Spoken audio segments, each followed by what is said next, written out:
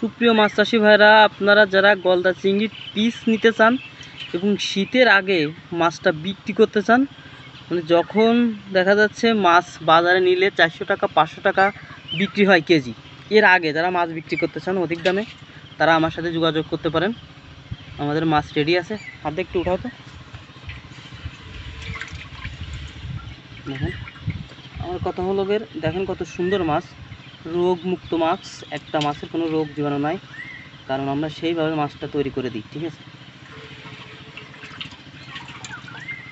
মাছ দেখলেই পাগল হয়ে যাবেন, কারণ মেন হলো মাছের গঠন দেখতে হবে। মাছটা প্রথম বাচ্চা মাছটা আপনি দেখলেই বুঝতে পারবেন, আপনি যদি একটু চাষি হন, যে মাছটা আসলে কেমন।